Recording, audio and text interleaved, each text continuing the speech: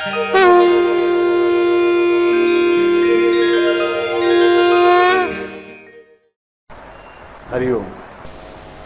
ओम श्रीकृष्णाय नमः. सगळ्यांनी रस्त्यामध्ये बघितलं असेल, गोकुळाष्टमीच्या दिवशी दारोदार गोविंदा करत असतो. गल्लीतली 10-12 मुलं, 50-60 मुलं किंवा कुठल्या व्यायामशाळेतली मुलं एकत्र येतात, गोविंदा करतात. वरती मटकं बांधलेलं असतं, हंडी बांधलेली असते, ती फोडली जाते, मजा केली जाते. काही ठिकाणी तुम्ही बघितलं त्याच्या जुन्या व्यायामशाळा आहेत, ते अत्यंत भक्तिभावाने हा गोविंदा खेळला जातो. तर हा जो गोविंद आहे हा कसा सुरुवात झाली आपल्याला माहिती आहे का?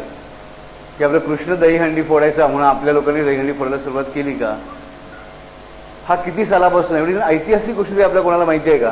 की अंदाज एक्झॅक्ट वर्ष नसेल की बा गेल्या 100 वर्षापासून खेळला जातो, गेल्या 200 वर्षापासून खेळला जातो, की कृष्ण झाल्यापासून हा आत्तापर्यंत खेळलाच जातो. कोणाच्या मनात हा प्रश्न आला होता का? मी तुम्हाला खिजवत नाही, लक्ष ठेवा. फक्त आपलं प्रत्येकाचं मन आपल्याला उघडायचं आता हळूहळू. हे प्रश्न मला का पडलेले की मी दर वर्षी गोविंदा खेळताना बघतो. मला हा प्रश्न का नाही आला की किती वर्ष खेळला जातोय? की कृष्णाचा जन्म झाल्यानंतर जेव्हा त्याने गोविंदा खेळायला सुरुवात केली असेल त्यावेळीपासून किंवा कृष्णाने हा देह सोडल्यानंतर त्याची आठवण म्हणून हा गोविंदा खेळायला सुरुवात झाली. कोणाला माहिती आहे याच्याबद्दल?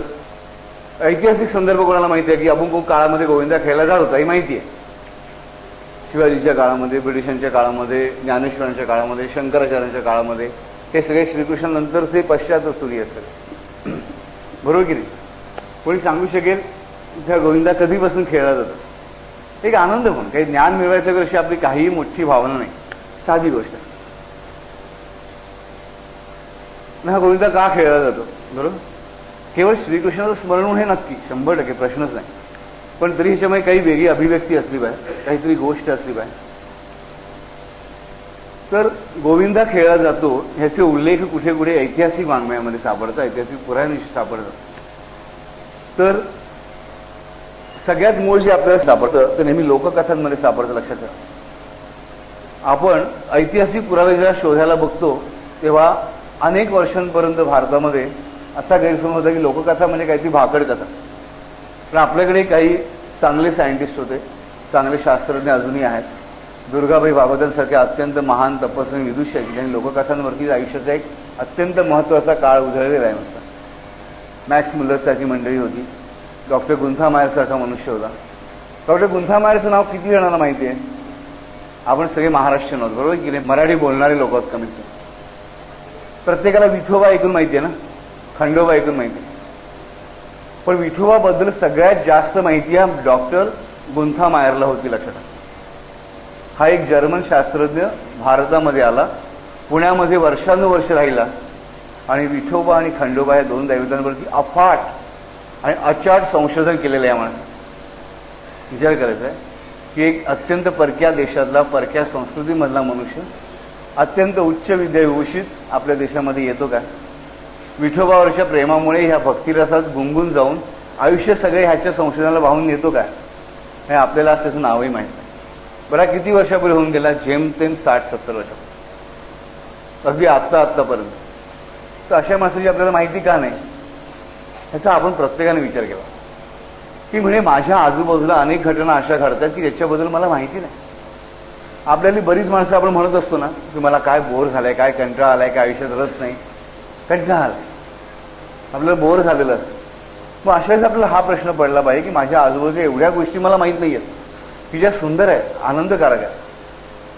पण आपण बोर झालाय म्हणून कोणाच्या बरोबर पत्ते कुटत बसा, कोणाची निंदा नाणस्ती करत बसा, नुसती एकच कॅसेट 100 वेळा ऐकत बसा. पण नवीन नवीन कितीतरी उपभोगायचं शिल्लक असतं आपल्या आयुष्यामध्ये. कानांनी, डोळ्यांनी, मनाने, बुद्धीनी, स्पर्शाने सगळं ते आपण कितीच अनुभवलं. आपण मुंबई तरी किती पूर्ण बघितले. मुंबईच्या बाहेर, भारताच्या बाहेर, मॉरिशस, स्वित्झर्लंड, ऑस्ट्रेलिया ठीक आहे, पण मुंबई आपण किती सुंदर स्थळ सगळीच्या सगळी बघितलेत, उपभोगले, आनंदाने उपभोगले. वाईट अर्थाने उपभोगणं म्हणत नाही, सौंदर्य उपभोगले. किती जणांनी बाणगंगेचा तलाव बघितलाय मुंबईत? किती जणांनी बघितलाय? हात वर करूया आपण. बघा, एवढ्या गर्दीमध्ये हा सुंदर तलाव बघितलेली माणसं केवढी मोजकी आहेत. बरं, हे बाकीच्यांना खिजवण्यासाठी नाही. माझं म्हणणं की आम्ही जेव्हा म्हणतो मला कंटाळा येतोय तेव्हा मला बघण्यासारखं, शिकण्यासारखं, आनंद, शिकणं लांब राहिलं, आनंद घेण्यासारख्या गोष्टी आजूबाजूला खूप पसरलेल्या असतात. पण ते आपण का बघत नाही? जेव्हा मी गुंथा मारेचं नाव घेतो हे मी वाचत का नाही? वाचन हा माझा खरंच सगळ्यात चांगला मित्र असतो. हे वाचन मी का करत नाही? हे बाजूच्या गोष्टी वाचणं म्हणजे नुसतं पुस्तक वाचणं नाही. मी समुद्राच्या तीरावर जर जाऊन बसलो सूर्यास्ताच्या वेळेस तर तो संपूर्ण आकाश मला वाचता येऊ शकतं. त्या सूर्याची प्रत्येक कला मला वाचता येऊ शकते. त्या चांदण्या मला वाचता येऊ शकतात. मी मागे एकदा म्हटलं होतं की आषाढी एकादशीला पंढरपूरला जायचं विठोबाला भेटण्यासाठी नाही जायचं. ते जे वारकरी आहेत ना त्या वारकऱ्यांचा नाच नृत्य बेभानपणा बघण्यासाठी जायचं. खरंच सुंदर गोष्ट आहे. एवढा सुंदर नाच असतो, एवढं सुंदर बेभान होऊन त्यांचं समरसता झालेली असते.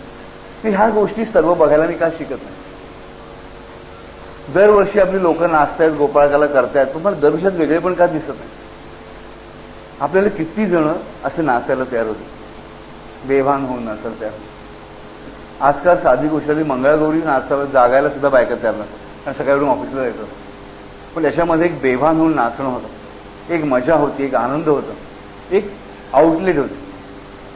आपण म्हणतो मला आउटलेट नाही कुठल्याही गोष्टी, पण ते आउटलेट असतात आपल्या बाजूला, पण ते आपण बघत नाही. तर ही गोपाळ कालाची वृत्ती जिच्यावर आवाज आपण इकडे वळलो, तर ह्या गुंथा मारस यावर्षी खूप अभ्यास केलेला होता ह्या गोपाळ काल्याबद्दल, ह्या गोविंदाबद्दल.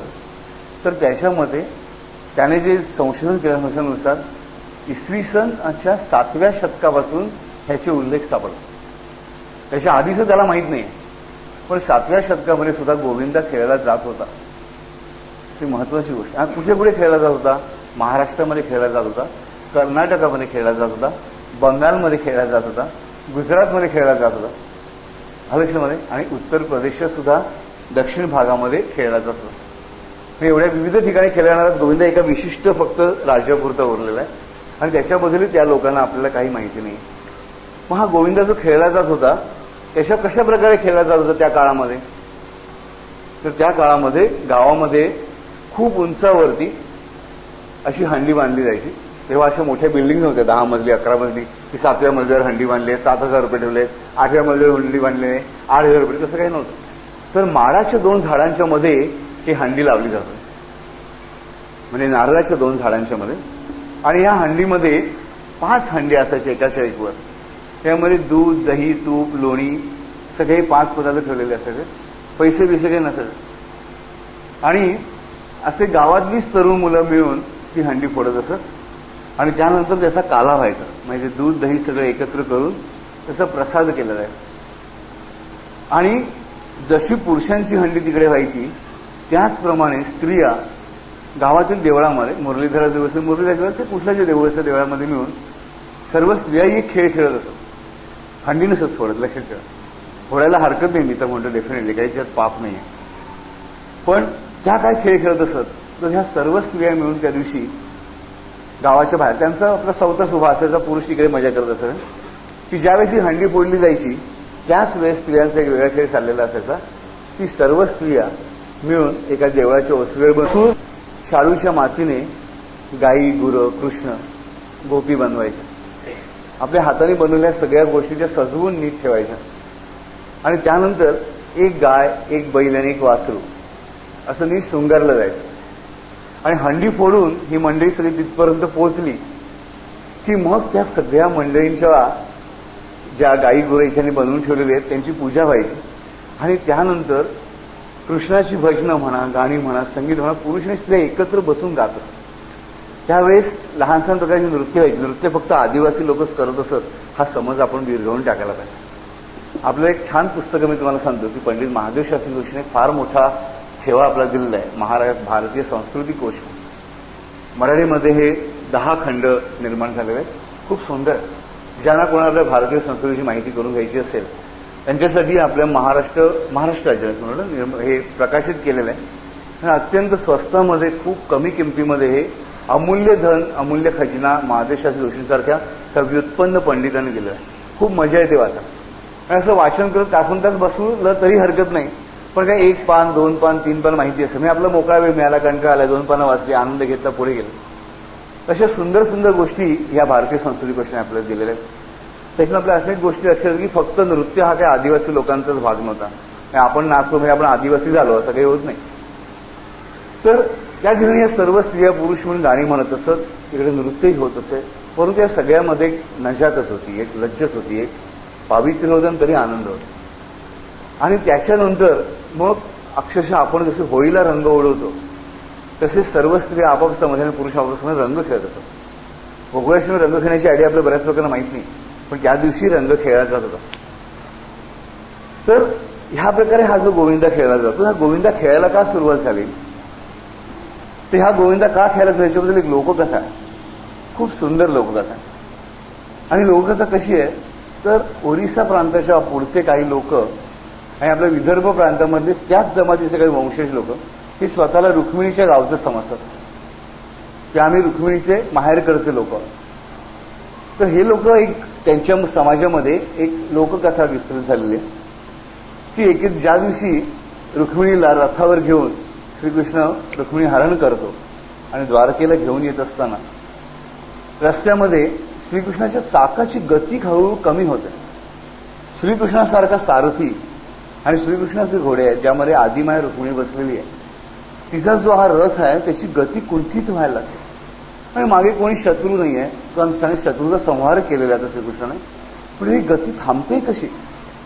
तर श्रीकृष्ण अचंब्यात पडतो की हे कसं चाललंय. तर रुक्मिणी त्याला म्हणते ती लाजलेली आहे, आर्य स्त्री आहे, ती सुंदर नाही, लज्जा भाव तिच्यामध्ये खूप सुंदर आहे.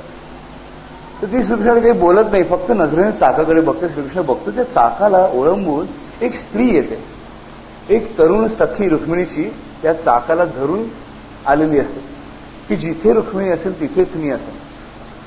ह्या भावाने जे आलेली तिची भक्ती, तिचं प्रेम एवढे श्रेष्ठ आहे की श्रीकृष्णाचा रथ सुद्धा ती थांबवू शकते लक्षात. आणि ही जी सखी आहे ती सखी नंतर रुक्मिणी बरोबर कायम राहते.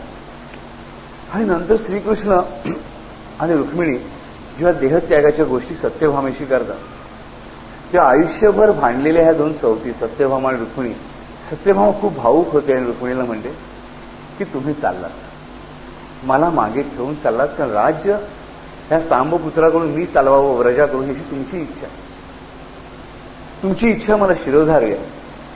पण मला एकच इच्छा आहे, मी एक मागणं मागते तुमच्याकडे. रुक्मिणी अत्यंत प्रेमाने तिला जवळ घेते आणि म्हणते माग सखे माग, जे काय हवं असेल ते सांग, तुला मुक्त कंठाने मी देईन. सत्यभामा म्हणते की हे रुक्मिणी, तुझ्याबरोबर जीवाचं भान सोडून आलेली तुझी सखी आहे ती माझी सखी होईल.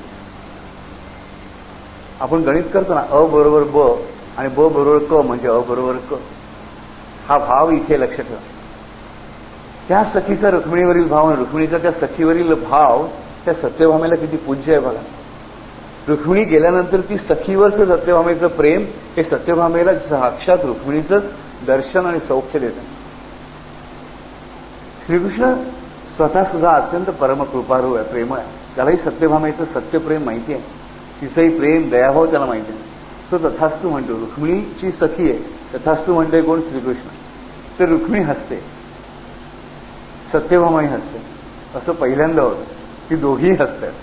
तर श्रीकृष्णाला आता कळत नाही दोघी का हसते. तर तेव्हा सत्यभामा सांगते की हे लीला नाटकी श्रीकृष्ण, आम्हा दोघींची नाटकं, आम्हा दोघींची भांडणं करणारही तूच, लावणारही तूच, सोडवणारही तू. आणि आज ह्या शेवटच्या क्षणाला आम्ही दोघींमधला हा अत्यंत नाजूक धागा अबाधित ठेवणारही तूच आहेस. आणि म्हणून ह्याच प्रेमापोटी आज तू फसलास. आतापर्यंत करून सवरून तू निराळा राहत आलास, पण ह्या क्षणाला ह्या प्रेमापुढे तू हारलास, परत एकदा हारलास प्रेमापुढे, की तू नकळत कबूल करून बसलास तथास्तू की मी हे नाटक मीच करतोय. बघा श्रीकृष्णाकडे स्वतःच्या मुखाने कबुली दिली की मीच तथास्तू म्हणालो, म्हणजे हे सगळं मीच घडून आणलं. म्हणजे प्रेमापुढे श्रीकृष्ण कसा ठाई ठाई हरलेला आहे बघा, हे आनंदाने हरलेला.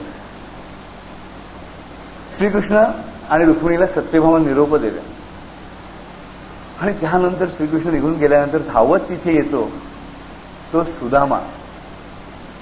धावत आलेला श्रीकृष्णाच्या भेटीसाठी, पण कृष्ण निघून गेलेले. तेव्हा सुदाम्याला सत्यभामेला भेट झाल्यानंतर सुदामाला सत्यभामा सांगते की हे सुदाम्या, तुला काय हवं? त्यामुळे मला काही नको माते, तुला सगळं काही मिळालेलं आहे, पण मला एकदा फक्त पेंद्याला भेटायचं. बघा भाव बघा, गोष्ट पुढून पुढे चालली ना, की मला फक्त एकदा पेंद्याला भेटायचं. तेव्हा सत्यभामा त्याला सांगते की तुला जर पेंद्याला भेटायचं आहे तर पेंद्या आणि श्रीकृष्ण वेगळेच उरलेले नाही. ज्या क्षणी श्रीकृष्णाने देह सोडला त्या क्षणी पेंद्याने सुद्धा देह सोडलेला आहे. दोघं एकच जीवाने गेलेले आहेत. हा जशी मी रुक्मिणीच्या सखीला अनुभवते तसं तुला पेंद्याला अनुभवावं लागेल. हे माझं मी कसा अनुभव, किंवा सत्यभामेने सांगितलेलं हे व्रत आहे की हे सुदामराज, सुदामराजा झालेला तो पण लक्षात घ्या, हे सुदामराज, की दरवर्षी कृष्ण जन्माच्या दिवशी तू हे व्रत करीत जा. ती श्रीकृष्ण आणि पेंद्याने जी काही धमाल केली असेल ती धमाल तू स्वतः अनुभव, तू स्वतः जग, तू तसाच त्या बाळलीला करत नाचत बागडत जा आणि त्याच्यामध्ये तू श्रीकृष्णालाही अनुभवू शकशील आणि पेंद्याला सुद्धा. आणि हे व्रत सुदाम्याने सुरू केलेलं आहे, लक्षात ठेवा. तर अशी ही गोविंदाची कथा आहे. ही गोविंदाची कथा खूप सांगणारी आहे, लक्षात ठेवा. आपल्याला सत्यभामेचं प्रेम, सत्यभामेचं रुक्मिणीवरचं प्रेम आणि श्रीकृष्णाला तिने कसं फसवलंय बघा. पण हा देव शेवटी प्रेमाला कसा भुलतो आणि किती त्याने अलिप्त राहायचं म्हटलं त्याला अलिप्त राहता येत नाही शेवटी. नाही तर शेवटी श्रीकृष्ण कसा आहे, करून सवरून नामा निराळा, मी बाबा कशातच नाही. पण तो शेवटी फसलाय कुठे प्रत्येक वेळी, जिकडे म्हणून प्रेम आहे त्या ठिकाणी. तर हे प्रेमाचं फसलेला हा श्रीकृष्ण परत ती जी सत्यभाव मागे उरलेली ती किती श्रेष्ठ असली पाहिजे, लक्षात ठेवा. की ती सुदाम्याला एक सुंदर व्रत देऊन जाते आणि ते व्रत आज युगानुयुगा आपल्याकडे या वर्षाने चालत आलेलं आहे. म्हणजे आपण कसं पार पाडायचं आपण प्रत्येकाच्या मनाने ठरवायचं आहे. पण आपल्याला त्या दिवशी अनुभवायचा तो श्रीकृष्णाची बाललीला, त्या श्रीकृष्णाचा आनंद आणि त्या खरं म्हणजे त्या पेंद्याचं स्वरूप. आपल्या ह्या नाचण्या बागडण्यामध्ये बघायची ती पेंद्याची भक्ती, कारण सर्व श्रीकृष्ण संप्रदायानुसार सर्वश्रेष्ठ भक्ती पेंद्याची मानली जाते. राधे एवढी श्रेष्ठ भक्ती याला व्रजभक्ती मानली जाते. व्रजभक्ती तिघांची मानली जाते. व्रजभक्तीचे 3 स्तर आहेत. कुठले? एक राधेचा स्तर. राधा ही लादिनी शक्ती आहे श्रीकृष्णाची. ज्या निर्णय शक्तीतील एक शक्ती आहे लादिनी, आल्हादिनी म्हणजे लादिनी शक्ती. म्हणजे मूळ बिंदूपासून निघणारा आल्हाद, प्रल्हाद म्हणजे लादिनी शक्ती. तर राधा ही मागच्या वेळेस म्हटलं की राधा म्हणजे उलटी झालेली धारा आहे. राधा धारा, उलटी झालेली धारा. आपली धारा जी उलटी वाहत असते ती ऍक्च्युली उलटी करणं सुलट करणं म्हणजे राधा आहे. तर राधा ही श्रीकृष्णाची लादिनी शक्ती आहे, आल्हाददायिनी शक्ती आहे, प्रेमशक्ती आहे. तर ही व्रजभक्तीचं एक स्वरूप. व्रजभक्तीचं दुसरं स्वरूप म्हणजे गोपी, गोपी भावाने, गोपी गोप दोन्ही. तर गोप भावाने, त्याचे सेवक या भावाने सवंगडी, आणि पेंद्या म्हणजे पूर्णपणे सगळं आहे तसाच्या तसा श्रीकृष्णावर परमेश्वर स्वरूपावर प्रेम करणं. तर ही पेंद्याची जी भक्ती आहे ही सुद्धा व्रजभक्तीचा एक भाग मानला जातो. तर ह्या 3 प्रकारच्या भक्ती, त्यातली पेंद्याची भक्ती जी ती सर्वश्रेष्ठ मानली जाते. पण राधेच्या भक्तीसाठी सुद्धा धारा बनवणं आवश्यक आहे. सर्व भाव उलटे करणं आवश्यक आहे. सर्व भाव परमेश्वराकडेच वाढवणं आवश्यक आहे. ते सामान्य माणसाला खूप कठीण जातं. गोपभाव जो आहे त्या गोपभावामध्ये सुद्धा, त्या गोपीभावामध्ये सुद्धा काय भान विसरणं ही आवश्यक गोष्ट आहे. कसलाही विधी संकेत बाळगायचा नाही, तो भाव आवश्यक आहे. तर हा जो पेंद्या आहे तो कसा आहे तसा लंगडा लुळा, मी आहेच्या तसा तसा, सर्व माझ्या डिफिकल्टी सकट, अडचणी सकट मी श्रीकृष्णाचा. म्हणून पेंद्याची भक्ती ही आपल्या मनुष्यांसाठी, माणसाची सर्वश्रेष्ठ व्रजभक्ती मानली जाते. तर व्रजभक्तीच्या 3 स्तर, 3ही समान श्रेष्ठ आहे, कुठला कमी जास्त नाही. पण पेंद्याचा भाव हा सर्व भक्तांना पेलणारा भाव आहे. म्हणून सूरदास जेव्हा म्हणते, सूरदास एक सुंदर वाक्य म्हणून जातात पेंद्याच्या भावाबद्दल, की कसं मी भाषांतर करतोय, तशी मराठीमध्ये नाही आहे. सहज सोपं म्हणता म्हणता खूप कठीण होऊन जातं रे, आणि कठीण म्हणून बघता बघता सोपं कधी जातं कळलंच नाही. ह्या आंधळ्या सूरदासाचा भाव किती गोड आहे विचार करा. अत्यंत गोड भाव आहे. माझ्या वाणीत एखाद्या थोडी कठोरता आली असेल, सूरदासाचा भाव अत्यंत सुंदर आहे. तर सूरदास एक वर्णन करतात की ह्या पेंद्याच्या पायात जेव्हा काटा लागतो तेव्हा त्याच्या तोंडातून आह निघायच्या अगोदरच कृष्णाच्या तोंडातून आह निघालेली आहे. आणि ती आह निघाल्यामुळे पेंद्याच्या तोंडातून आह निघतच नाही. पेंद्याच्या तोंडातून पाणी येतं का, तर माझ्यामुळे माझ्या देवाला आह करावं लागतं. किती सुंदर भाव आहे बघ. तर अशी ही भक्ती आहे. अशी भक्ती खरंच आपल्याला जमेल तशी आपण हे श्रीकृष्णावर करूया.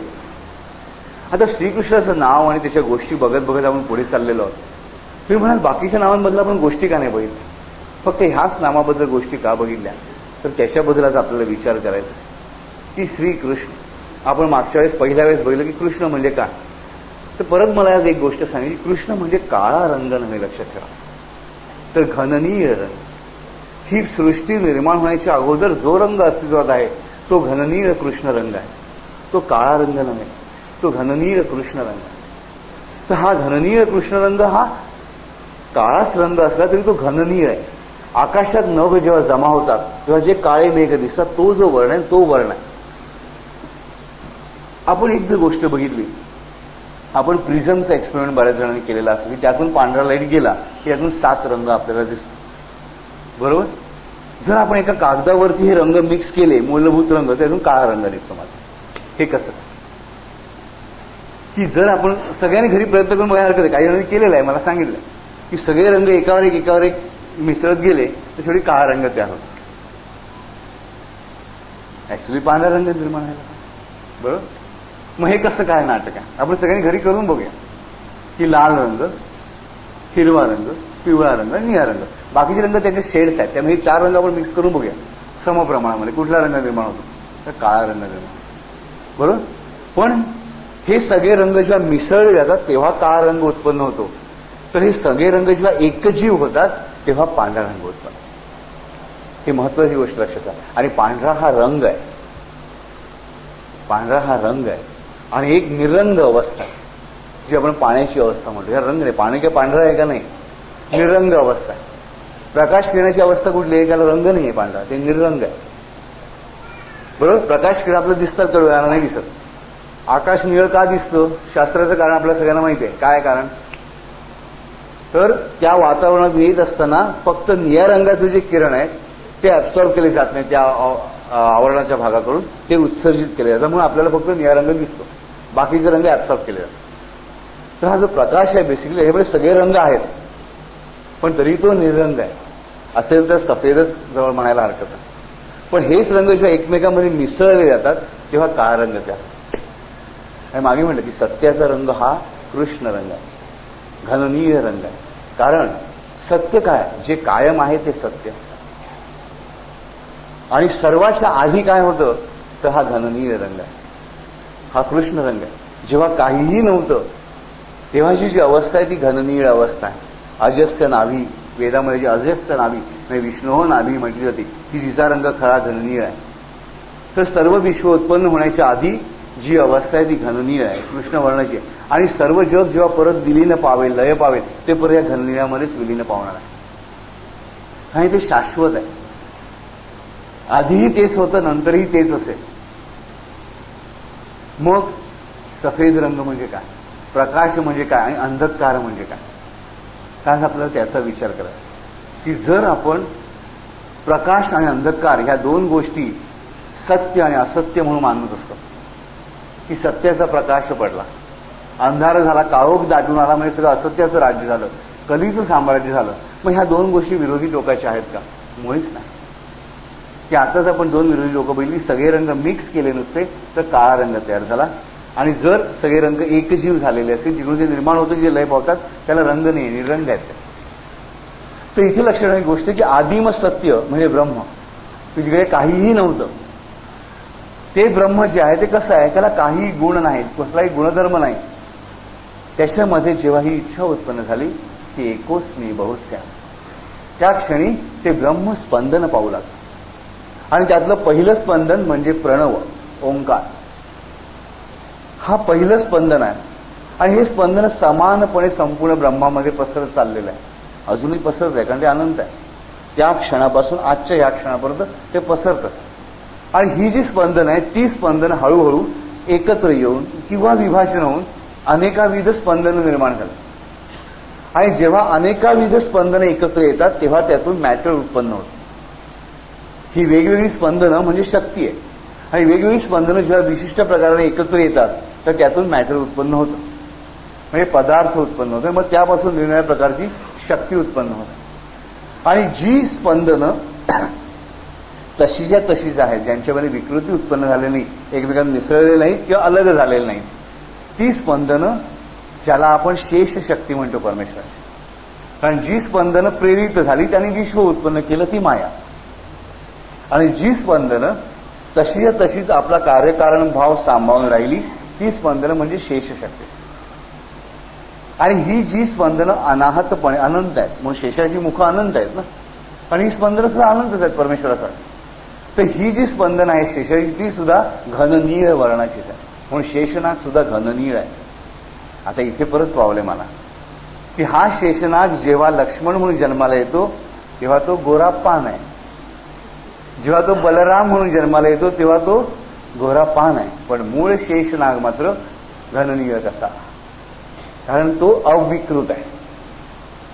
आलक्ष्यामध्ये शेष रूपामध्ये ही स्पंदन अविकृत आहे, आणि विकृत झाली की त्यांची माया झाली, मग तो संकर्षण झाला. म्हणून देवी ही गौरी आहे, ती गोरी पान. आलक्ष्यामध्ये एकच देवी बिचारी आपली रखुमाई जी काळा रंगाची पत्करा, बाकीचे सगळे आपला गोरा रंगाचा आंबा आहे, बरोबर की. तर ही जी गोष्ट आहे ही लक्षात घ्यायची की हा जो शेषनाग शेष कंपन आहे त्यांचा वर्ण घननीळ असला तर जेव्हा तो संकर्षण होतो, हे रूपामध्ये आकर्षित होतो, तेव्हा तो गौरवर्णाचा होतो. ही अत्यंत महत्वाची गोष्ट आहे. तर आता ह्या अंधाराचा आणि उजेडाचा इथे संबंध आपल्याला नीट अभ्यासायचा आहे. की आपण म्हणतो की सत्याचा उजेड पडला, बरोबर, पण उजेड आणि अंधार ह्या सापेक्ष गोष्टी आहेत. अंधार आहे म्हणून उजेडाला किंमत आहे, आणि उजेड आहे म्हणून अंधार आहे. जिकडे अंधारही नाही तिकडे उजेडही नाही, जिकडे उजेडही नाही तिकडे अंधारही नाही, बरोबर. म्हणजे अंधार आहे म्हणूनच उजेड आहे. थोडं कठीण वाटते का नाही? सोपी गोष्ट. कारण बघा, वाईट आहे म्हणून चांगल्याला किंमत, सगळं चांगलं असेल वाईट काय नाही, मग त्याला आपण चांगलं म्हणणारच नाही. चांगलं वाईटला भेदच उरत नाही. त्या सगळेच्या सगळे वाईट असले ही प्रश्नच येत नाही ना, समानच असं, बरोबर. ही महत्वाची गोष्ट आहे. सगळे जर एकाच धर्माचे लोक असतील तर फरक पडत आहे, मग हिंदू मुस्लिम पारशी म्हणण्याची आवश्यकता नाही. दोघांमध्ये काहीच नसेल तर कोणी हिंदू नाही, कोणी पारशी नाही, कोणी नाही. कुत्र्यांमध्ये कुठला धर्म आहे का? सगळे कुत्रे आहेत, बरोबर की नाही. मग तो अल्सेशियन असो की गावठी असो, त्यांना काही फरक पडत नाही. तर उजेड आणि अंधार ह्या सापेक्ष गोष्टी आहेत. आता सापेक्षता आपण आपल्या शास्त्रानुसार बघूया की आपली पृथ्वी आहे ती सूर्याभोवती फिरते, सूर्य काही फिरत नाही. पण सापेक्षतेने दिसतं काय की सूर्य फिरतो, आपण स्थिर आहोत. की आपण खरे म्हणजे सूर्यापासून लांब जातो म्हणून अंधार उत्पन्न होतो. खरा अंधार उत्पन्न होण्याचं काही कारण नाही, आपण फिरतो म्हणून अंधार आहे. तसं सत्य हे कायम आहे, आपण त्याच्यापासून फिरत असतो म्हणून आपल्याला असत्याची दिशा दिसते. सत्य आपल्यापासून कधीही लांब नाही, ते नित्य आहे. जे नित्य आहे ते सत्य आहे. बघा, सावली नित्य आहे का? नाही आहे. आरशाला प्रतिबिंब नित्य आहे का? नाही, म्हणून ते सत्य नाही आहे. आता सावली होती, आता परत गेली. जी गोष्ट असते ती कायम असते आणि ती सत्य असते. जी गोष्ट नसते ती कधीच नव्हती. गेल्या वर्षीपर्यंत नवऱ्याचं माझ्यावर प्रेम होतं, यंदा माझ्यावर त्याचं प्रेम नाही, म्हणजे त्याचं प्रेम कधीच नव्हतं. लग्नाची 5 वर्ष नवरा बायकोचं एकमेकावर प्रेम असतं, नंतर प्रेम कमी लागतो, ह्याचा अर्थ तुमचं एकमेकावर प्रेम कधीच नव्हतं. प्रेम होतं फक्त शारीरिक दिसण्यावरती, जे उडून गेलं. बाई बारीक होती, चवीच्या शेंगेसारखी होती, आता लठ्ठ झाली, नवऱ्याचं प्रेम कमी झालं. हे जर होणार असेल ह्याचा अर्थ ते प्रेम नव्हतंच. जे विरून जातं किंवा कमी होतं ते प्रेम नव्हे. कारण आपण मागच्याच बघितलं की सत्य, प्रेम आणि आनंद ह्या गोष्टी वेगळ्या वेगळ्या नाहीच आहेत, त्या एकच आहे. त्यामुळे जे नसतं किंवा नसे नाहीसं होतं ते कधीच नसतं, कारण ते सावलीसारखं असतं, प्रतिबिंबासारखं असतं, ते खोटं असतं आणि म्हणून आभास असतं. तुम्ही म्हणाल माझा माणूस दिसेनासा झाला, गेला, मृत्यू झाला, जाळलं, नाही तो असंच होता का? मुळीच नाही. हे जगन मिथ्या ब्रह्मसत्यमध्ये आपल्याला पडायचं नाही. आपण साधी साधी माणसं. तो मनुष्याचा देह नाहीसा झाला म्हणजे तो रूपांतरित झालेला आहे, नष्ट नाही झाला. त्याची राख झाली असेल पण ती रूपांतर काहीतरी झालं त्याचं, 100% झालं. तर तो नष्ट म्हणजे रूप बदल असेल. जसं लहान मूल असतं, लहान मुलाचा एवढा मोठा माणूस होतो, झाला असता, बदलला ना. ज्याने जन्माच्या पहिल्या दिवशी मला बघितलं तो आज मला ओळखेल का? नाही ओळखू शकत, कारण ते रूप बदललेलं आहे.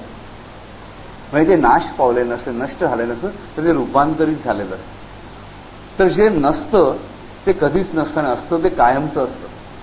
त्यामुळे आपल्या मनामध्ये जेव्हा हा अस्तिभाव आहे, आहे भाव आहे, आहेपणा आहे, ह्या आहेपणाचा रंग निळा आहे, घननीळ कृष्णाचा रंग आहे. आणि इकडे प्रकाशही नाही आणि अंधारही नाही, आणि इकडे असत्य नाहीच. कारण सत्य त्याला म्हणण्याचं कारण नाही, ते ऋत आहे. तर ऋत म्हणजे काय? की सत्य म्हणण्यासाठी सुद्धा असत्य आहे हे मानावं लागतं. पण जिकडे असत्य नाहीच तो भाव म्हणजे ऋतभाव आहे. ऋतम वचनी सत्यम वचनी, अथर्वशीर्षामध्ये आपण म्हणत असतो. तर ते ऋत जे आहे ते हे आहे की जिकडे असत्य आणि सत्य हा भावच उरले नाही, जे संपूर्ण सत्य आहे. संपूर्ण असत्याला कोणी वृत्त म्हणत नाही, लक्षात ठेवा. तिकडे सत्य असत्य भाव मावळला म्हणजे पूर्ण सत्यत्व जिकडे आहे ते पूर्ण सत्यत्व. कसं तर ओम पूर्णमिदं पूर्णमिदः पूर्णात् पूर्णमुदच्यते. सत्यातून सत्य वजा केले ते पूर्ण सत्यच उरतं. त्या अशा सत्यातून वजा सत्य केल्यानंतर जे सत्य उरतं त्याला आपण ऋत म्हणतो. आणि त्या ऋताचा वर्ण परत घननीळ रंग आहे. तर लक्षात ठेवण्याची गोष्ट आहे की हे जे घननीय रंग आपण प्रकाश सत्य ह्या गोष्टी बघतो की जिकडे प्रकाश नाही तिकडे अंधकार नाही, अंधकार नाही तिकडे प्रकाश नाही, त्यांची विरोधाभासामुळे आवश्यकता नाही. आपण आता आपल्या आयुष्यामध्ये बघूया. प्रत्येकाला भेडसवणारा हा प्रश्न असतो की मला प्रेम कमी पडतं. मला वाटतं तेवढी बायको माझ्यावर प्रेम करत नाही, वाटतं एवढा नवरा माझ्यावर प्रेम करत नाही, माझे आई वडील एवढं प्रेम करत नाही. इथे काही व्यावहारिक गोष्टी कबूल की एखादी आई एखाद्या मुलाला जास्त फेवर करत असेल, दोन भावांमध्ये व्यवहारून भांडणं होत असेल, त्या व्यवहाराच्या गोष्टी आपण थोड्या बाजूला ठेवल्या. पण ज्या माणसाची व्यवहाराशी आपला काही प्रॉब्लेम नाही अशा व्यक्तींकडून आपल्याला पूर्ण प्रेम मिळू शकतं का? नाही मिळू शकत. मग आपण विचार करायचा मी त्याच्यावर तेवढं प्रेम करू शकतो का? लोक लांब ठेवली मी माझ्यावर तेवढं प्रेम करतो का? हा प्रश्न आपण प्रत्येकाने विचारला पाहिजे की माझं स्वतःवर प्रेम आहे का? जर माझं माझ्यावर खरंखुरं प्रेम असेल, मी काय म्हणतो सत्य प्रेम आणि आनंद या गोष्टी वेगळ्या नाही आहेत. जर माझ्यावर माझं सत्य प्रेम असेल तर मला आनंद प्राप्त झालाच पाहिजे. मी इथे स्वार्थ म्हणत नाही. जो स्वतःवर खरंखुरं प्रेम करतो ना तो कधीच स्वार्थी नसतो. आणि जो स्वतःवर खरंखुरं प्रेम करून त्याला कळतं की माझ्या हिताचं काय आहे, तर मग त्याला कळतं की मी स्वार्थी म्हणणं माझ्या हिताचं नाहीये. तात्पुरतं माझ्या हिताचं असेल पण ते घाणच आहे, ते वाईटच आहे. स्वार्थ नसणं म्हणजे व्यवहार सोडणं मुळीच नव्हे. नाहीतर आपल्या धर्मामध्ये 4 आश्रम नीटपणाने पार पडायचं असं कधीही सांगितलं नसतं. सगळ्यांनी संन्यासी म्हणून सांगितलं असतं. एकदम जन्माला की संन्यासी, जन्माला की संन्यासी, तसं नाही. जन्मानंतर आपण ब्रह्मचर्याश्रम आहे, गृहस्थाश्रम आहे, वानप्रस्थाश्रम आहे, मग संन्यासाश्रम. म्हणजे ह्याचा अर्थ की आपल्याला सर्व गोष्टी उपभोगायला परमेश्वराने सांगितलेल्या आहे. पण ते करत असताना माझं स्वतःवर प्रेम आहे का? नाहीये. आपण स्वतःचे जेवढे हाल करतो ना तेवढे दुसरे आपले हाल कधीही करत नाही, लक्षात ठेवा. आपल्या वाईटातल्या वाईट शत्रूपेक्षाही मी स्वतःच माझं वाईट जास्त करत असतो, कारण माझं माझ्या स्वतःवरच प्रेम नसतं. कधी असं होतं का मला सांगा की शांतपणाने मी डोळे बंद करून पडलोय आणि माझं जातं आयुष्य असं माझ्या डोळ्यासमोर नुसतं जात आहे, नुसतं मी बघतो एखादा पिक्चर बघावं तसं त्यात इन्व्हॉल्व्ह न होता, त्यात मी न अडकून पडता नुसतं मला आठवते तसं आठवते तेव्हापासून माझ्या जीवनात घडलेली प्रत्येक गोष्ट मी बघत पुढे सरकतो, त्याचा आनंद उपभोगत, त्याचं दुःख भोगत, त्या दुःखाची वेदना सुद्धा आनंदाने भोगत. बऱ्याच बायका आपण बघू पिक्चर जायचं माहेर वाशिम अमुक तुमच्या पिक्चर जाऊन भडभड रडत असतात, त्यांना आनंदही मिळत असतो, त्या मोकळ्या होत असतात. पुढे ती अडकून पडलेली त्यांची भावना मोकळी झालेली असते, लक्षात. तर तशा रीतीने आपण आपल्या आयुष्यात चलचित्रपट कधी बघतो का? कधीच बघायचं. आपण काय करतो, मनामध्ये काही गोष्टी घट्ट पकडून ठेवतो आणि त्या आधीच आपलं आयुष्य लहान आहे, आपली बुद्धी तोकडी आहे, आपलं मन आणखीनच लहान, त्याच्यामध्ये आपण आठवणाऱ्या गोष्टी स्मृती आणखीन लहान. आपण अगदी थोडंसं बोचकं बरोबर घेऊन फिरत असतो आणि त्या बोचक्यांच्या गाठोड्यावरती, त्या अनुभवांच्या गाठोड्यावरती आपण पुढचे सगळे व्यवहार करणार असतो. आपण कधी असं शांतपणे बघतो की लहानपणापासून हे असं असं असं असं झालं, मी बघत बघत पुढे जातो. लहानपणी बघतो माझी आई, माझं वडील, आई वडील माझ्याशी असे वागले, आईने मला चांगलं ठोकून काढलं, वडिलांनी ठोकून काढलं, ही आईची गोष्ट मला आवडली नाही, तेव्हा आवडली नव्हती, आता आवडते का? तेव्हा आवडलेली गोष्ट आता आवडत नाहीये. आपल्याला चोराची गोष्ट माहिती आहे की पहिली चोरी करून आईला आणून दिल्यानंतर आई म्हणते वा छान. त्यानंतर एकदा अशी परिस्थिती की मुलाला शिक्षा होते, त्याला फाशी शिक्षा होते. त्याला विचारतात शेवटची इच्छा काय? मला त्या बाईच्या मुस्कळत मारायची. का बरं? तुझी आई आहे ना. हा जातो आईला म्हणतो एक मुस्कळत मारायची इच्छा आहे, मी मारणार का? म्हणजे का बरं? म्हणजे जेव्हा मी पहिल्यांदा चोरी करून आलो तेव्हा जर तू माझ्या मुस्कळत मारली असती तर आज हा प्रसंग आला नसता. तर आपल्या आयुष्यामध्ये अशा बऱ्याच गोष्टी असतील. लहानपणी आपल्या आईवडिलांनी गोष्टी केली मला आनंद वाटत असतो, ते दुःख वाटत असतो, त्याची सापेक्षता नंतर पुढे बदलते. असं कळतं की नाही ही गोष्ट त्यांची तेव्हा केली आपल्याला चांगली वाटली म्हणजे या चुकीची नाही. माझे फाशील लाड केले त्या चुकीचे आहेत, तर तेव्हा मला चांगलं शिस्तीत वागवलं त्या चांगल्यासाठी आहे. तर अशा रीती मी जेव्हा बघत बघत माझं आयुष्य पुढे जातो अत्यंत निर्लसपणाने, तेव्हा माझ्या लक्षात येतं की बऱ्याचशा गोष्टी माझ्या मेमरीतून सुटलेल्या आहेत, माझ्या लक्षातही येत नाही आहेत. अशा अनेक गोष्टी आल्या नव्हत्या, अशा गोष्टी मला बघायला मिळतात. आणि जेव्हा अशा गोष्टी मी बघतो त्या लक्षात येतं की अनेक गोष्टींनी माझ्या मनामध्ये का संस्कार उत्पन्न झाले माझं मन असं का आहे ह्याचं कारण मला माझ्या लहानपणापासूनच्या संस्कारांमध्ये कळतं आणि घटनांमध्ये घडतं. अगदी लहानशी गोष्ट आहे की एका सुप्रसिद्ध लेखिकेने लिहिलेली तिच्या लहानपणाची गोष्ट दुर्गाबाई भागवतानेच. त्याचं एक लहानी म्हणून पुस्तक आहे, खूप छान पुस्तक आहे. त्याचं म्हणलं की घरामध्ये एक कुत्रा असतो आणि एक पोपट असतो आणि दुर्गाबाई भागवताने एक मैना पाळलेली आहे. तिथे जाम आवाज करत आहे, सतत भांडत असे कचकत. मैना कोणाला आवडत नाही घरात ठेवला कारण सबंध दिवस आवाज करतात. हिजंच तेवढं एकीचं प्रेम असं, आई वडील आपली ठेवून द्या, हिने आणली ना पिंजऱ्यात ठेवून दे. एक दिवस तो कुत्रा मरतो. सगळे शोक करतात, घरातले रडतात वगैरे माणसं, कुत्रा अगदी घरच्यासारखा. एक दिवस पोपट मरतो आणि तेव्हाही हिच्या बहिणी वगैरे रडतात सगळ्या. हिच्या महिन्यावर कोणाचं प्रेम नसतं. ही 8 वर्षाची मुलगी शेवटी आपल्या आत्याला विचारते, पण ही टिटवी जी आहे ही कधी मरणार ग? आत्याला गोष्ट ही असं का विचारते?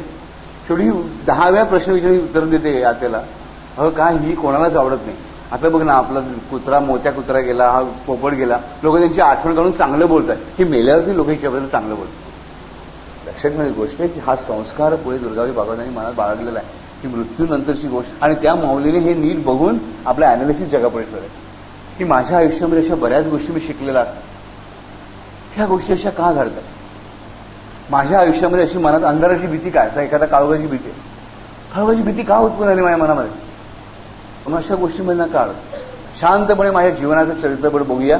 एकदा बघा, दोनदा बघा, तीनदा बघा.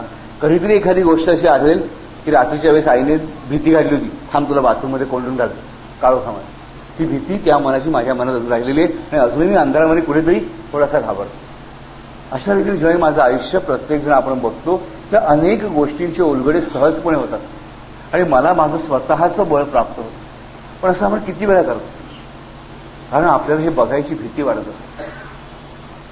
ती भीती जी आहे ती घालवायला पाहिजे. पण जेव्हा मी असं अलिप्तपणे बघतो ना, त्या माझ्यासमोर येतरी सत्य असतं, पूर्ण सत्य असतं. आणि असं जीवन माझं मी संपूर्णपणे बघणं, हा जो प्रकार आहे, हा प्रकारालाच रास क्रीडा हे नाव आहे. रास क्रीडा म्हणजे काय? तर रास क्रीडेचे जे वेगळे वेगळे 9 अर्थ सांगितले, तर एक अर्थ म्हणजे की संपूर्ण सत्याला जीवनातल्या सामोरं जाणं, ही एक प्रकारची रासक्रीडा आहे. कृष्णाच्या बरोबर गोपीने केलेली ही एक रासक्रीडा लक्षात ठेवा, ही माझ्या आयुष्यात मी रमलो पाहिजे. मी म्हटलं होतं मागे, ज्या दिवशी आम्ही नाव सुरू केलं की नाव आपलं आत घेऊन जाणार आहे, खूप खोलवर नेऊन अगदी आतपर्यंत घेऊन जाणार नाव आहे. कारण श्रीकृष्णाची रासक्रीडा आहे. ह्याला एक रास असा आहे, रसो वै रसहा, रसो वै सहा रसहा. त्याला हाच एक रस आहे की जेव्हा माझ्या आयुष्याला घननिळाला सामोरा जातो, मी कृष्णाबरोबर रास क्रीडा करतो, म्हणजे मी सत्याला सामोरा जातो पूर्णपणे, की माझ्या जीवनाला अलिप्तपणे. मी सत्याला अलिप्तपणे कधी सामोरं जात नाही. जेव्हा म्हटलं नाही मी असं वागलो म्हणजे असं झालं म्हणून असं वागलो, तसं झालं म्हणून तसं वागलो, परिस्थितीमुळे मी असं झालो, काही आवश्यकता नाही. आपल्या जीवनाकडे नुसतं अलिप्तपणे बघूया. अलिप्तपणे म्हणजे निर्लेपपणे नाही, एन्जॉय करा, पण नाटकासारखं बघा. त्याची रिझनिंग करू नका, त्याची कारण परंपरा शोधू नका, नुसतं बघत राहा. आणि बघा तुमच्या आयुष्यातल्या अनेक सुंदर गोष्टी तुमच्या समोर येतील आणि वाईट गोष्टी दूर कशा करायचा हे आपोआप समजेल. कारण ही रासक्रीडा सुरू होईल त्या श्रीकृष्णाबरोबर, त्या पूर्ण सत्याबरोबर. श्रीकृष्णाचा कायम उल्लेख कसा आहे? श्रीकृष्ण आयुष्यात 1000 वेळा खोटं बोलताना श्रीकृष्ण दिसतो आपल्याला, पण तरी देखील पूर्णपणे गांधारी सुद्धा त्याला सांगते की तुझ्या एवढी सत्यवचनी मी सुद्धा नाही, तुझ्या एवढं सत्य बोलणारा कोणीच नाही, कारण तूच पूर्णपणे वृत्त आहेस, सत्य आहेस. तर अशा ह्या श्रीकृष्णाबरोबरची रासक्रीडा आपल्या प्रत्येकाने एकदा तरी खेळलीच पाहिजे आयुष्यामध्ये. मस्त मजाने शांतपणे बसून राहायचं, बोलायचं आणि आयुष्य लहानपणापासून आनंदाने उपभोगायचं. परत रिझनिंग करू नका, असं का झालं, तसं का झालं, कोणाला लेबल ठेवू नका की हा वाईट आहे, ती वाईट होती, हा चांगला आहे, ती चांगली होती. नुसतं बघा, मनापासून बघा. एखादा विलन वाईट कृत्य करतो सिनेमामध्ये, आपण त्या क्षणापुरती गुंगून जातो, म्हणून का आपण त्याचा गळा पकडायला जातो का नाही जात? गळा पकडायला गेलो तर आपण वेडसर म्हणून, बरोबर? तसं ह्या आयुष्याकडे एक चित्रपट म्हणून बघा, त्याचा आनंदाने उपभोग घ्या. पहिले तो 2 अश्रू गाळा वाईट गोष्ट आल्यानंतर, पण तो नीट बघायला शिका. हे नीट बघणं ही एक प्रकारची रासक्रीडा आहे, लक्षात ठेवा. आणि ही रासक्रीडा जो रमतो त्याला पूर्ण सत्य म्हणजे पूर्ण श्रीकृष्णाचं प्रेम प्राप्त होतं. कारण सत्य, प्रेम आणि आनंद ह्या 3 गोष्टी वेगळ्या नाही. जेव्हा मी माझ्या जीवनातल्या सत्याला सामोरा जातो त्या क्षणी माझ्या जीवनात प्रेम उत्पन्न होतं. मी माझ्या स्वतःवर प्रेम करायला शिकतो आणि जेव्हा मी सत्याला सामोरं जाऊन प्रेम करायला शिकतो तेव्हा माझं आयुष्य आनंदाने भरून जातं. कारण माझ्या जीवनात ज्या त्रुटी आहेत त्या कुठेतरी ह्या जन्मातल्याच माझ्या काही गोष्टींमध्ये गुंतलेल्या आहेत. पूर्वजन्माचं प्रारब्ध आहेच, पण पूर्वजन्मातलं प्रारब्ध मी ह्या जन्मातल्या सर्व गोष्टी दूर करू शकतो. पण कधी? जेव्हा मी सत्य स्वीकारेन तेव्हा. जर मी ह्या जन्मातल्या माझ्या पूर्वायुष्याबद्दल सत्य स्वीकारणार नसेल तर माझं पूर्वजन्माचं प्रारब्ध मी दूर करू शकत नाही. त्यामुळे सत्याला सामोरं जाणं अत्यंत आनंदाने, प्रेमाने जेव्हा मी करतो तेव्हा माझ्या आयुष्यामध्ये माझं स्वतःचं माझ्यावर प्रेम बसायला लागतं. आणि जेव्हा मी सत्य स्वीकारून स्वतःवर प्रेम करतो त्या क्षणी माझ्या जीवनामध्ये आनंदच आनंद भरून उठतो. किती सोपी गोष्ट ना मला सांग. करून बघायला काही हरकत नाही. आपण काही खर्च करणार नाही आहोत, बरोबर. पण हे आपण का करत नाही? कारण आपण भीत असतो सत्याला सामोरं जाणं. आपण आपल्या लहानशा विचारांनी, लहानशा बुद्धीने कारण परंपरा निश्चित केलेली असते की ह्या गोष्टीमुळेच मी असं झालो, असं झालं म्हणून माझं असं झालं. मी बघत नाही एवढ्यापेक्षा का ह्याच्यापेक्षा दसपट अडचणी इतरांना आल्या होत्या. पण ठीक आहे, अजून तरुण निघालो, मी नाही तरुण निघालो. मी हातपाय घालून एकाच जागी बसून राहील. ह्याचा अर्थ मी स्वतःला न्यूनगंडाने भारून घ्यावं असाही नव्हे, मी अहंगंडाने भारून घ्यावं असाही नव्हे. फक्त आहे तसं, आठवलं तसं मी स्वीकारायला हवं. आणि हे सत्य जेव्हा मी स्वीकारेन तेव्हा मी माझ्यावर प्रेम करायला शिकेन. आणि माझ्या स्वतःवर मी जेव्हा सत्याने प्रेम करायला शिकेन तेव्हा माझ्या जीवनात आनंद निर्माण होईल. आणि तोच आनंद मी माझ्या मुलांना देऊ शकेन. ही अत्यंत महत्वाची गोष्ट आहे. मी माझ्या मित्रांना देऊ शकेल, माझ्या पत्नीला देऊ शकेल, माझ्या इतर सर्वांना देऊ शकेल. पण त्यासाठी तो माझ्याकडे असायला हवा. तर ह्या श्रीकृष्णाची ही जी रासक्रीडा आहे ती रासक्रीडा मला उपभोगायला शिकलं पाहिजे, मला खेळायला शिकलं पाहिजे. आणि ही क्रीडा आहे, लक्षात ठेवा. हे कर्म नाही आहे, ही लीला आहे. ह्या लीलेमध्ये मला गुंतून जायला पाहिजे. हा गोपाळ काल्यामध्ये आपण जर बघितलं, माशी आपण जी गोष्ट बघितली आता आपण परत बघूया. ही उपदेश करणारी गोपाळ काल्याचं कोण आहे? सत्यभामा, सत्यमाची भामा. ही सत्यालाच कायम धरून ठेवणारी सत्य स्वरूपिणी आहे, स्वयं सत्याची प्रतिभा असलेली सत्यभामा आहे. तर ही सत्याची भामा जी आहे ती सत्यभामा श्रीकृष्णाच्या नंतर कार्य करण्यासाठी मागे राहिलेली आहे. श्रीकृष्णाची लीला पूर्ण करण्यासाठी म्हणून त्याचाच अंश म्हणून ती मागे राहिलेली आहे. आणि ती कोणाला याचा उपदेश करते? सुदाम्याला. सुदाम हे चांगला दाम नव्हे. तर सुदाम शब्दाचा अर्थ आहे की ज्याचा व्यवहार, ज्याची क्रिया सुंदर आहे तो सुदाम. तर सत्यमाची भामा सुंदर क्रियाशील असणाऱ्याला उपदेश करते गोपाळ काला खेळण्याचा. गोपाळ काला खेळायचं म्हणजे काय? तर मडकं फोडायचं. कसलं? ज्यामध्ये दूध, दही, लोणी, ताक, तूप सगळं एकत्र केलेलं आहे. आपण मागे बघितलं होतं की दूध ते तूप हे पंचमहाभूतांचं प्रतिनिधी आहे. दूध हे आकाशाचं प्रतिनिधी आहे, दही हे वायूचं प्रतिनिधित्व करतं, ताक हे अग्नीचं प्रतिनिधित्व करतं, लोणी हे जलाचं प्रतिनिधित्व करतं. म्हणून ते नारायणाला प्रिय आहे, लक्षात ठेवा. तर पृथ्वीतत्वाचं तूप हे प्रिय आहे. आपण त्या ते गाणंही बघितलं होतं. कुठलं गाणं? दत्त दत्त दत्ताची गाय, गाईचं दूध, दुधाचं दही, दह्याचं ताक, ताकातून लोणी, लोण्याचं तूप, तुपाचा डेरा, डेऱ्याची माती, मातीचं गणपती, गणपतीची घंटा, घाण घाण घाण. बरं, गाणं आपल्याला येतं. या बॅरिस्टर नाटकामध्ये तो वेडा म्हणताना हे गाणं आपण ऐकतो. पण हे गाणं खरंच वेड लावणारं गाणं आहे. दत्त दत्त दत्ताची गाय, दत्ताची गाय म्हणजे पृथ्वी तत्व आहे, लक्षात. गाय, गाईचं दूध, दुधाचं दही, हे करत करत आपण ह्या गाण्यामध्ये मागच्या दिवशी अजून परत जाणार नाही त्याच्यामध्ये. ज्यांना माहिती त्यांनी ज्यांनी ऐकलं त्यांच्याकडून विचारून घ्या. तर ही जी गोष्ट आहे, ही जी पंचमहाभूतांची ही जी 5 प्रतिनिधी रूप आहे ती खरोखरच त्या त्या पंचमहाभूतातल्या आपल्या शरीरातल्या संजीवनी देणारी आहे. ही 5 तत्व दुधापासून निर्माण होणारी, दुधापासूनची ह्या आपल्या शरीरातल्या ह्या 5 तत्वांना संजीवनी देणारी आहे. ही एकत्र करून मातीच्या घड्यामध्ये जो देहाचं प्रतिनिधित्व करतो, मातीचा घडा हा आपल्या शास्त्रानुसार कायम शरीराचं प्रतिनिधित्व करण्यासाठी, म्हणून मनुष्य मेल्यानंतर जातो ना आपण मडके घेऊन, आणि मग तो अग्नी दिल्यानंतर तो बोंबा करतोय, ठाणा करतोय. आज त्याचं स्वरूप प्राप्त झालेलं आहे. ते खरं स्वरूप असतं की ते जाणाऱ्या आत्म्याला तुम्ही अवघान करतात. जा ओम शांतीत असतं. तर असा हे मडकं सांगण्याचा हेतू हाच की मडकं हा देहाचं प्रतिनिधित्व करतो. आणि ह्या देहामधली पंचभूतांचं एकत्रीकरण हे कधी होतं? कारण ही रूपं जशी वेगळी आहे, मी मागे म्हटलं की दूध आणि तूप हे मिक्स होऊ शकेल का? नाही होऊ शकत. दुधामध्ये तूप घाललं, तुपामध्ये दूध घाललं तरी ते तसंच राहणार. मग दुधाला तूप व्हावं लागतं, तेव्हाच दूध ह्या आधी असलेल्या तुपामध्ये मिक्स होऊ शकतं. तूप हा पृथ्वी भाव आहे, म्हणजे आपण मानव आहोत. आपली परमेश्वराची भेट होण्यासाठी परमेश्वर तूप रूपाने म्हणजे अवतार रूपाने येतोय, लक्षात ठेवा. त्याला अवतार का घ्यावा लागतो की त्याचं ते निर्गुण तत्व सगुण माणसाला पेलू शकत नाही.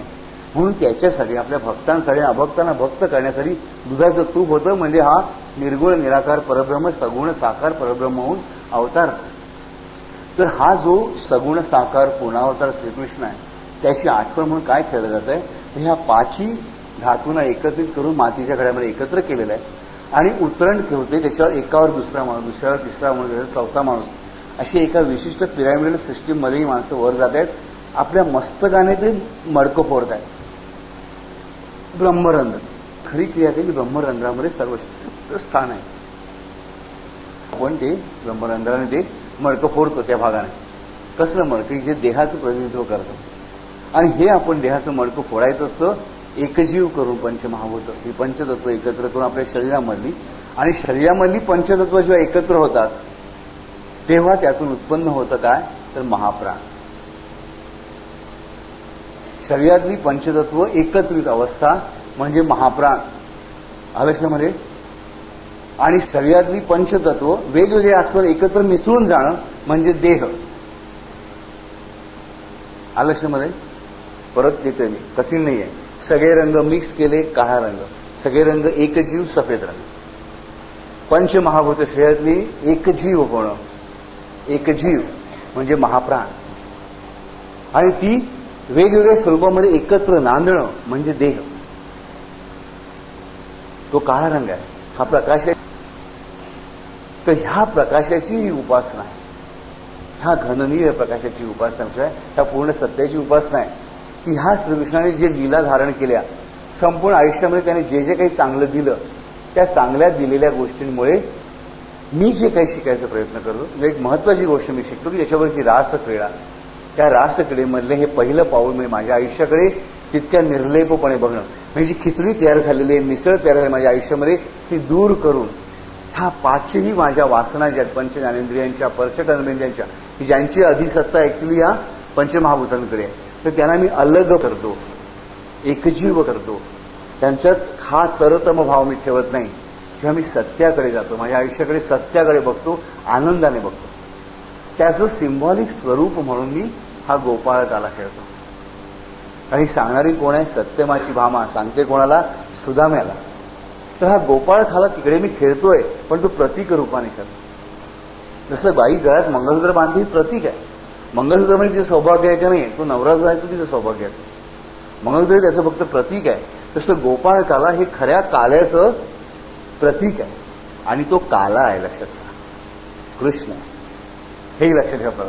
उगीच कुठले शब्द कुठेही आलेले नाहीत. आपल्या सुदैवाने आपण अशा भूमीत जन्म घेतलेला आहे ते प्रत्येक शब्दाला आणि अक्षराला एक गहन अर्थ आहे. म्हणजे ओढून ताणून आणलेलं नाहीये, तर तो खरोखर चाल. हा अर्थ आपण मात्र आता हळूहळू आतमध्ये शिरून घ्यायला पाहिजे. तर आज आपण ह्या रासक्रीडेची एक रासक्रीडा बघितली, त्या श्रीकृष्णाची एक रासक्रीडा बघितली की जी गोपाळ काल्याच्या स्वरूपात, गोविंदाच्या स्वरूपात आजही आपण उपभोगतो. पुढच्या वेळेस आपण आणखी नवीन रासक्रीडांमध्ये प्रवेश करणार आणि 9च्या 9 रासक्रीडा आपल्याला खेळायच्या त्या श्रीकृष्ण परमात्म्याबरोबर. लक्षात ठेवा, अत्यंत पावित्र्याने, अत्यंत प्रेमाने आणि देवाणपणाने. कुठलं कसलं हातचं राखून नाही. तर आज आपण त्या श्रीकृष्णाचं स्मरण करणार आहोत वेगळ्या रूपामध्ये. ओम प्रेम मधुर गोपालाय नमः. ओम प्रेम मधुर गोपालाय नमः. आपण 5 वेळा म्हणणार आहोत. परत एकदा मी सांगतो, ओम प्रेम मधुर गोपालाय नमः. ओम प्रेम मधुर गोपालाय